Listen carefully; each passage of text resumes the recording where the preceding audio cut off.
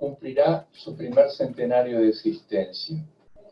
Es un hecho destacable, ya que en nuestro Uruguay, pequeño y joven, no abundan las organizaciones que lo hayan servido sin pausas durante más de la segunda mitad de su vida independiente. Por eso me adhiero con entusiasmo al homenaje que en esta sesión, con este motivo, le tributa la Sociedad Uruguaya de Historia de la Medicina. Se me ha encomendado que, como parte del mismo, realice una semblanza del profesor Dr. Carlos Estallano. Valoro esta responsabilidad como un honor y una distinción que me llegan profundamente. La agradezco como corresponde y espero cumplirla de acuerdo a lo esperado. Al realizar una semblanza de un personaje, el autor pinta su imagen con gruesos trazos que elige para destacar su carácter, evitando deformarla. En este caso, he elegido la imagen del doctor Estallano que guardo en mi memoria para que sea el primer grueso trazo de esta semblanza. En 1966, cercano a recibirme y ya definitivamente orientado a la cirugía, para conocer el medio nacional de la especialidad comencé a frecuentar la Sociedad de Cirugía que se reunía en el salón de actos de la sede de la agrupación universitaria en la hoy denominada Avenida del Libertador. Cuando se había iniciado una de las primeras sesiones a las que asistí, unos ruidos y frases en voz alta que provenían del fondo del salón desgarraron bruscamente el profundo y solemne silencio que acompañaba a las palabras del expositor. Lo producía un anciano delgado, de cabello gris bien peinado hacia atrás, que portaba lentes de bastante aumento y gruesa montura y vestía un correcto traje oscuro. Con sus movimientos incesantes, con su marcha un tanto apresurada, atropellada, diría yo, y con las órdenes precisas, repetitivas y tajantes que en voz muy alta daba al joven que le acompañaba, expresaba una impaciencia y sobre todo una energía que contrastaba con su aspecto que sugería debilidad. Me pareció natural que al notar la presencia del anciano, el expositor interrumpiera su presentación, pero me llamó la atención que lo hiciera en forma deferente y respetuosa, y que nadie se acercara al anciano para invitarlo a guardar silencio y a comportarse de modo acorde a la formalidad del lugar y el momento. El anciano se sentó en un lugar libre en la primera fila, ordenó al joven que depositara frente a sus pies la voluminosa caja que con visible esfuerzo éste portaba y la abrió. Contenía una batería de automóvil que alimentaba un primitivo amplificador de audio a válvulas y unos enormes auriculares oscuros que el anciano puso en su cabeza. Luego manipuló unas perillas para ajustar el volumen, guardó silencio y se quedó quieto, en actitud de prestar toda su atención al expositor, quien al ver esto retomó la palabra. Pregunté a un cirujano que estaba a mi lado quién era ese hombre tan respetado que se le toleraba un comportamiento para mí tan disruptivo. La respuesta no se hizo esperar, tuvo un dejo de sorpresa y de reconvención y fue: ¿cómo? ¿No lo conoces? Es el doctor Estallano, don Carlos, el creador de esta sociedad. El apellido me era familiar, porque en el capítulo de fisiopatología de prácticamente todos los temas de patología quirúrgica se mencionaba la fluxión vasomotriz refleja de Estallano, mecanismo observado y descrito por él en trabajos de principios de la década del 50. Pero no sabía nada más de él y nunca lo había visto. Al año siguiente, la clínica quirúrgica A celebró 10 años en el Hospital de Clínicas con la dirección del profesor Abel Chiflé. El doctor Estallano concurrió a esta celebración de la que había sido su clínica, la primera que funcionó en el Hospital de Clínicas y que ahora dirigía su alumno predilecto. En unas fotografías tomadas durante la celebración, se lo ve sentado en primera fila del anfiteatro, fumando un cigarrillo, rodeado de jóvenes enfermeras, y en otra fotografía, departiendo animadamente con el profesor Chiflé. En esa época, Estallano tenía 75 años. Hacía 10 que se había retirado. Estaba cosechando todo el agradecimiento y afecto por lo mucho que había sabido sembrar durante su vida y, a pesar de la profunda sordera que lo afectaba, todavía participaba en reuniones universitarias y quirúrgicas. Los que le conocieron dicen que tanto en las exposiciones docentes o académicas, como en la conversación llana, mano a mano o en pequeños grupos, era agudo, ameno y revelaba una profunda y bien analizada experiencia de vida.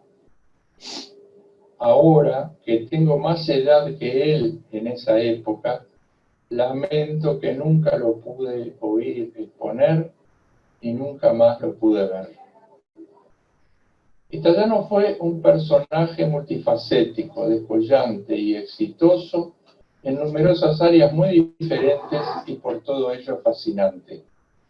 Lo esencial de su vida y obra está contenido en numerosas fuentes, entre las que destaco la breve biografía que escribió en 1987 su alumno, el doctor Walter Suifet, numerosos pasajes del libro del doctor Ricardo Pou Ferrari sobre el profesor Enrique Puey, maestro de Estallano, y el trabajo que el doctor Alberto Piñeiro presentó en esta sociedad hace algo más de un año. Repetir esa información resultaría tedioso para este auditorio conocedor de la misma. Baste decir que Estallano fue ginecólogo y luego cirujano.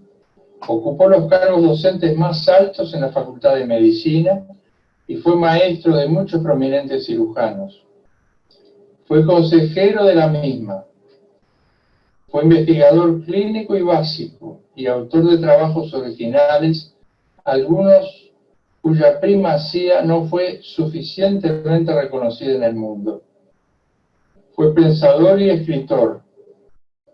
Fue ministro de Salud Pública.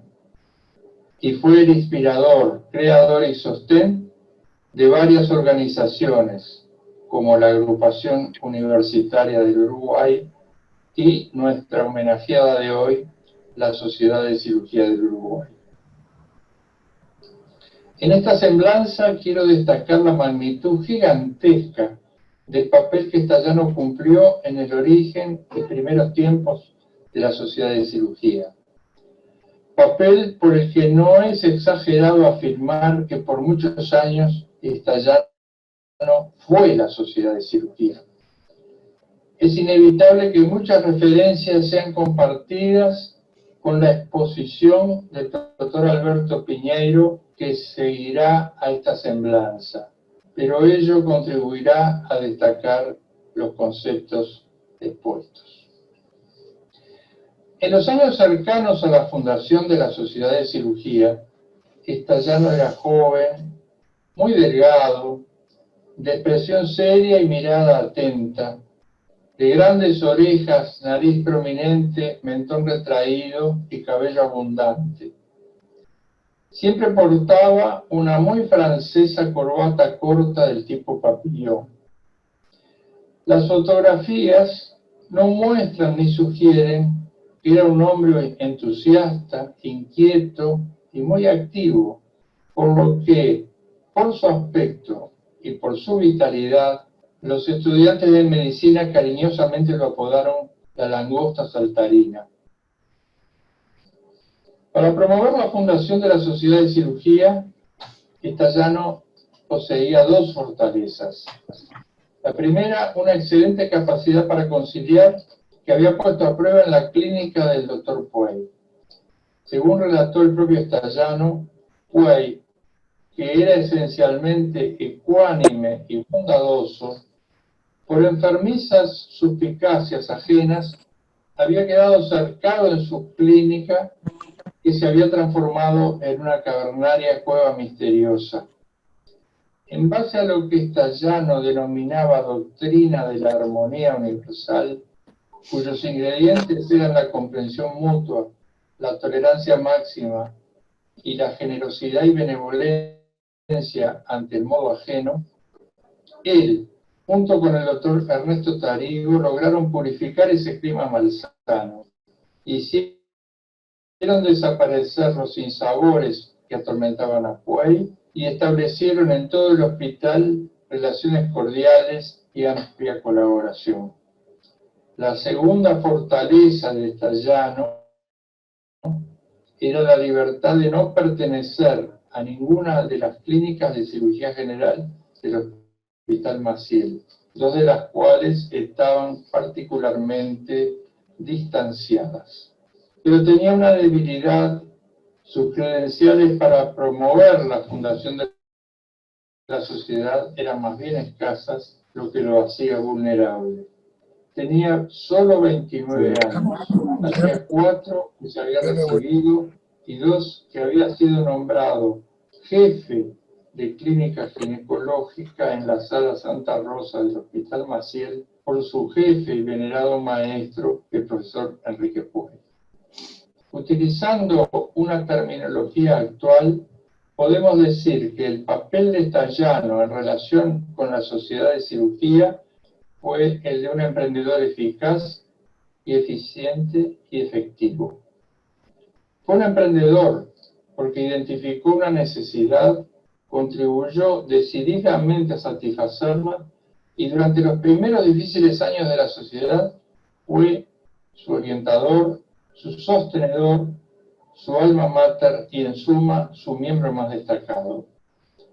Fue eficaz porque consideró que el momento era oportuno para satisfacer esa necesidad y actuando como un persistente y convincente catalizador, inició los procesos necesarios que culminaron en la fundación de la sociedad. En la documentación de antecedentes, Stallano dejó constancia manuscrita de la acción, la metodología y el resultado de esta tarea, con 3 frases que merecen ser leídas. Respecto a la acción, Stallano escribió: se iniciaron cambios existentes, destacando la necesidad del intercambio científico y del acercamiento entre los hombres. Sobre la metodología, señaló que, conociendo la psicología de los actuantes, sus flaquezas y sus causas de agravios y los móviles que podrían hacerlos cambiar de ruta, se coordinó un plan de acción y se conquistó la plaza considerada intomable. Y respecto al resultado, la oportunidad de usarse o para pelear, pero acercarse y sentarse cerca, en un lugar de garantías de buena voluntad.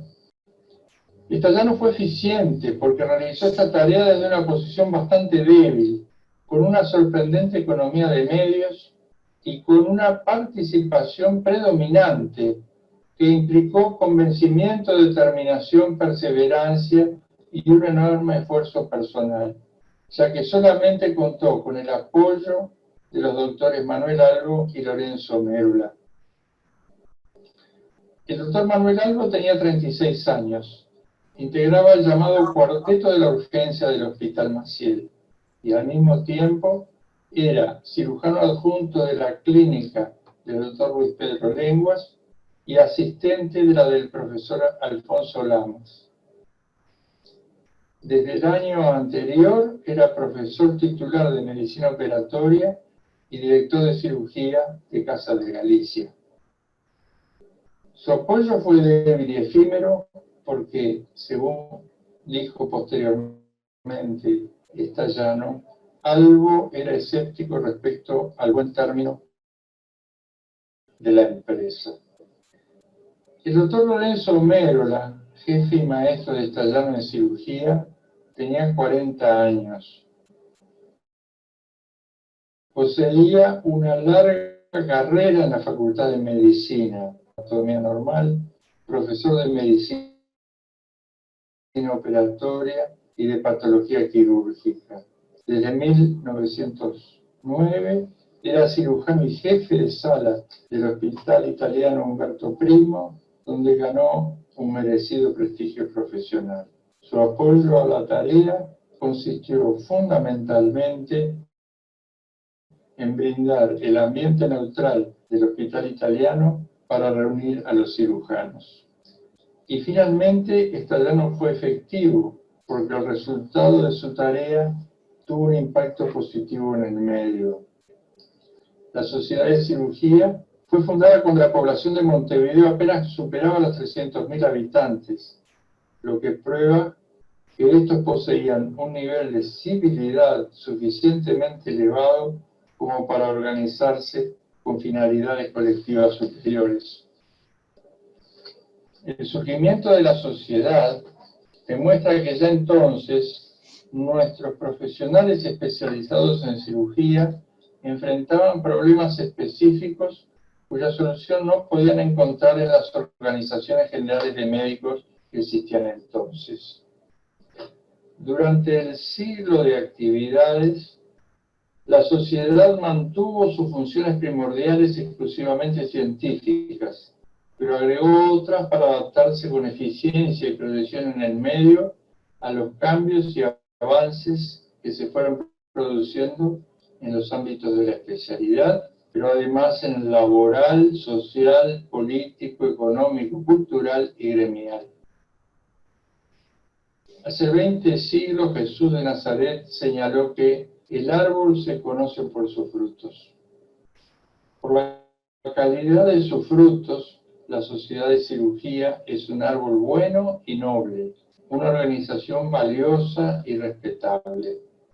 Los hechos que protagonizaron quienes lo integraron ponen de manifiesto un alto grado de involucramiento con ella y de trabajo por y para ella. Generaron un formidable tesoro de valores en el que hoy la sociedad hunde firmemente sus raíces. Brindan un sinnúmero de ejemplos inspiradores que despiertan en sus integrantes actuales sentimientos de sano orgullo, admiración y agradecimiento, los provocan, desafían y obligan, y los animan para alcanzar los objetivos presentes con una fuerza semejante a la que en su momento impulsó a quienes los precedieron.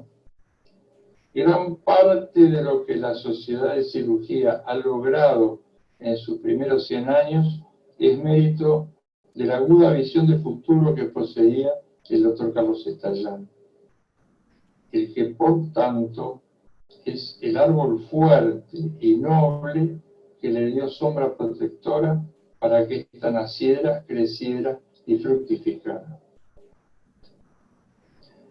El profesor Walter Suifer relató que en 1937, cuando él era novel jefe de clínica de Stallano, una mañana le dijo: usted tiene que ir a la Sociedad de Cirugía, vaya esta tarde a las 6, es en el Club Médico, en los altos del London Paris. Al día siguiente, Stallano le preguntó qué le había parecido la reunión, y Suifer respondió: magnífica, pero me parece que es mucho para lo que recién comenzamos. Y entonces Stallano, con algo de severidad y mucho énfasis y convencimiento, le advirtió: está equivocado, son ustedes los que tienen que ir, porque más adelante, con años, que no deberán dejar apagar nunca. Creo que esta frase constituye el testamento y legado de Stallano, porque con ella compartió con todas las generaciones de cirujanos que le sucederían la misión que él había iniciado, y los comprometió a cumplir fielmente cuando él desapareciera.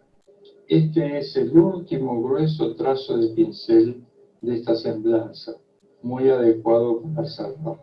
Muchas gracias por vuestra tolerante paciencia. Muchas gracias, doctor Crestanelo. No deja de sorprendernos usted con esta creatividad y nos ha mostrado realmente una maravilla, ¿no? Creo que nos hemos ganado la tarde con esta semblanza, que fue mucho más allá de una semblanza del propio Stayano. Por supuesto que esto merece muchos comentarios, así que queda abierta el uso de la palabra para los que quieran hacer aportes, comentarios. Les pediría que se anuncien verbalmente porque como son muchos... Augusto Campo. Dale, Campos, dale, Néstor. No, contar parte de la historia. En el año 72 se hizo el primer congreso de cirugía en el interior, que fue en Salto. El presidente era el doctor Bortagaray. Y el doctor Stayano estaba, y fue a Salto, y estaba con los auriculares que decía Pancho. Y yo tengo una foto que no sé quién me sacó, que me acuerdo el tema que se ve, que yo en esa época hacía en cirugía experimental, me acuerdo estructuración de las brechas diafragmáticas, me acuerdo hasta ahora esas cosas que uno nunca se olvida. Y en la foto está la cabeza de Stayano con los auriculares. Así que después capaz que le mande esa foto, no por mí capaz que la tache la parte mía, sino porque Stayano, año 72, estaba como el primer en un congreso de cirugía. Capaz no, doctor Campos, tiene que mandar esa foto, porque esa foto es un documento histórico. Sí, claro. Porque está la cabeza de Stayano, se lo ve de atrás. Yo sin haber conocido su clínica ni nada de él como personaje quirúrgico, lo conocí porque era el abuelo de mi amigo Carlos Caldeiro. Y lo conocí en un hermoso rancho que tenía en Carrasco, Quinchado, con una biblioteca espectacular, y bueno, él estaba ya en su ancianidad, pero tuvimos un breve diálogo. No recuerdo más que eso, pero visto ahora la semblanza, lo valoro de otra manera. Sigue la palabra ofrecida. Pancho, ¿podrías cerrar un poco el video? Así puedo tener más acceso a toda la... Sí. Dejar de compartir, sí, pero así puedo ver toda la concurrencia. Sí. Stop share, acá está. Eso. Ahí está. ¿Alguien más quiere participar? Sí, te pido la palabra. Sí, Gustavo. Como están haciendo anécdotas, voy a contar dos pequeñas anécdotas.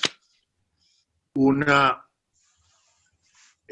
siendo practicante del Banco de Seguros del Estado, un día lunes hacía guardia con el doctor Lorenzo Mérola, y enfrente, debajo de la Sociedad de Cirugía, estaba a 50 metros para arriba, perdón, estaba el estacionamiento de La Cita. Y el profesor Stayano había estacionado donde estacionaban los ómnibus de Cita en forma oblicua en un Volkswagen que tenía. Y abrió la puerta, se bajó, y el ómnibus que salía o que entraba, no sé, le apretó la cara y la prominente nariz que tenía, lo lastimó. Y lo llevaron al Banco de Seguros. Y yo estaba de guardia. Y lo conocía de vista por su amistad con Chiflé. Y me asusté, era practicante, y el cirujano de guardia estaba en el círculo católico, no había llegado, y eran las 11 de la mañana. Y el hombre sangraba por la cara, y yo no sabía cómo tocarlo. Y en ese momento, bueno, apechugué y se abre la puerta y aparece otro médico. Y lo que me faltó de valor me lo dio el hombre, porque mirándolo dijo: practicante, no deje que ese animal me toque. Lo conocía, por supuesto, al otro. Bueno, le hice una curación Y el hombre se curó. El otro recuerdo que tengo de él es que cuando murió su alumno, Abel Chiflé, él que estaba totalmente sordo, estábamos en el cementerio central, en el cementerio del norte, y él estaba apoyado en el féretro con una trompetilla en el oído tratando de escuchar el discurso que estaba hablando el presidente de la Sociedad de Cirugía o alguno de los médicos famosos, y se apoyaba y trataba de poner la trompetilla en algún lado.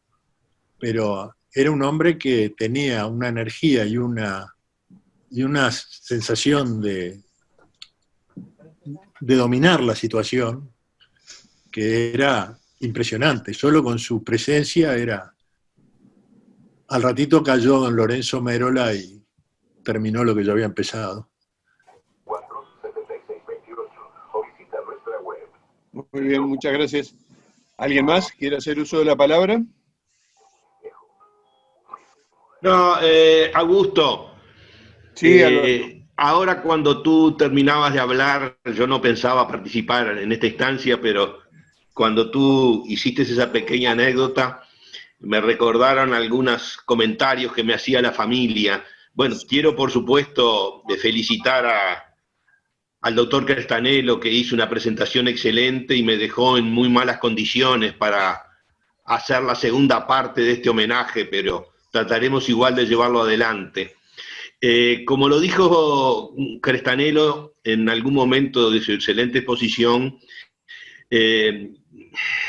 Estallano dejó, además de innumerables escritos y libros sobre medicina, que es imposible hablar de ellos, 4 o 5 libros que nada tienen que ver con la medicina y sí tienen que ver con la filosofía, con la vida, con la política y con una serie de reflexiones muy interesantes.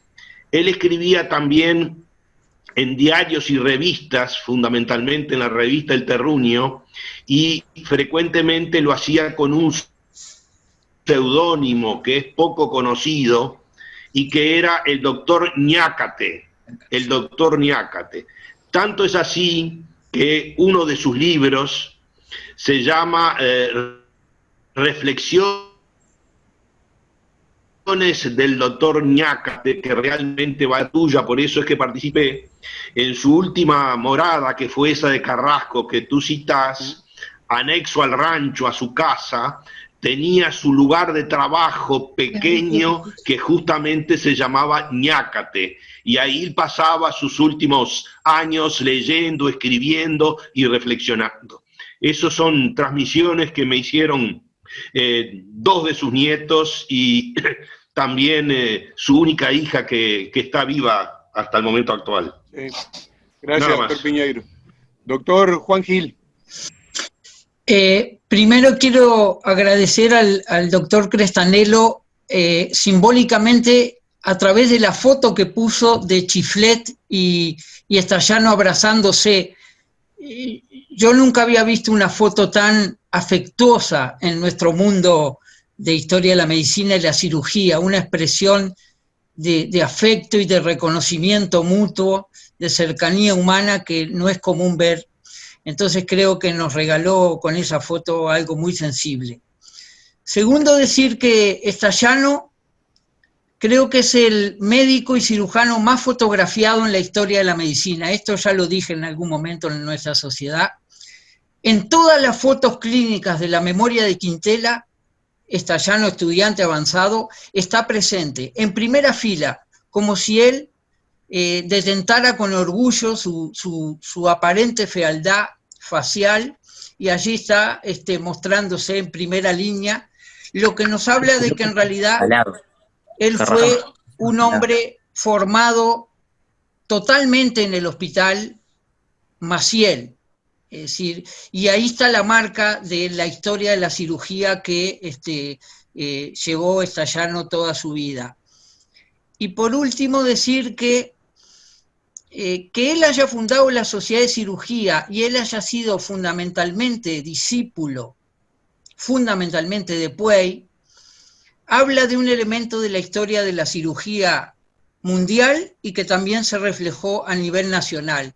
La cirugía mundial tuvo su vanguardia no en la ginecología. Yo diría que Estallano no fue ginecólogo, sino que fue un cirujano ginecológico, porque su maestro Puey fue cirujano ginecológico que se convirtió en el proceso histórico en ginecólogo y profesor. Pero son cirujanos fundamentalmente, y que él haya fundado la Sociedad de Cirugía, él de alguna manera llevó esa antorcha personal y la plasmó en la Sociedad de Cirugía, donde la cirugía ginecológica fue la vanguardia principal en la segunda mitad del siglo XIX, y después la cirugía siguió sola. Gracias. Muchas gracias, doctor Gil. Bueno, muchas gracias a todos.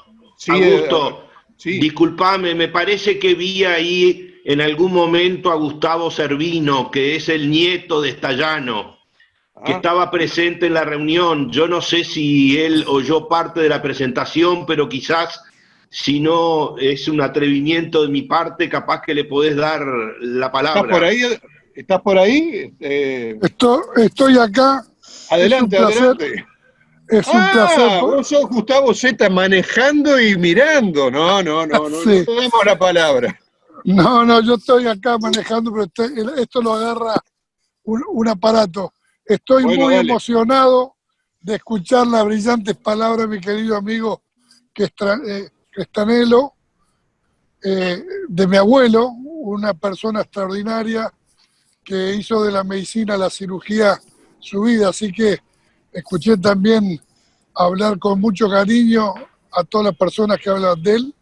Yo como nieto y persona vinculada a la salud, creo que personas como él marcaron un norte en el país, y ustedes son las personas que están haciendo que esto siga vivo cuando lo recuerdan. Así que estoy muy contento. Mi madre, me demoré porque tuve una reunión por Zoom, con 98 años, está escuchando toda la reunión con mi hermana Rosina, o sea que ella también está participando de este homenaje que le están haciendo a Carlos Estallano, el doctor Ñácate, como bien lo nombraron a él. Así que muchas gracias, los felicito.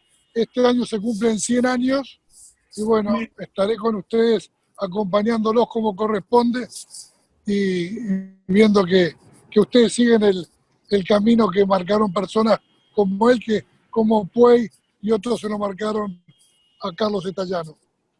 Qué bueno, Gustavo.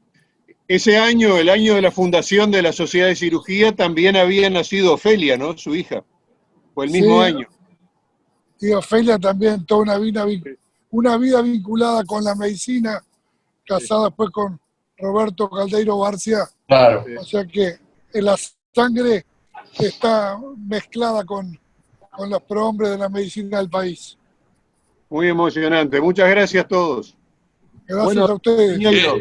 Augusto. Sí. No, el Gordo Campo de vuelta, perdónenme que no me gusta hablar dos veces, pero quiero señalar una cosa que tenían en el libro de Hardy, de hace muchos años, la década de los principios de los 70, del paciente crítico, que yo todavía puse una bandera uruguaya en la hoja, reconoce a Estallano. ¿Se acuerdan el famoso reflejo víscero-pulmonar? Como la persona que había descrito el distrés respiratorio. Así que el distrés respiratorio, que después fue llamado pulmón de Danán, cuando la guerra de Vietnam, y después ahora se llama distrés, el que primero lo describió, sin entender su fisiopatología, pero lo describió perfectamente, fue Estallano. Y en ese libro de Hardy, no sé si alguno de los veteranos, de paciente crítico, paciente grave se llamaba, está ese elemento, y lo reconoce Estallano. Simplemente quería este aporte porque, y perdónenme, porque el problema de las arterias cerebrales se me van acordando las ideas de forma paulatina. Ahí lo está mostrando Bogliacini el libro.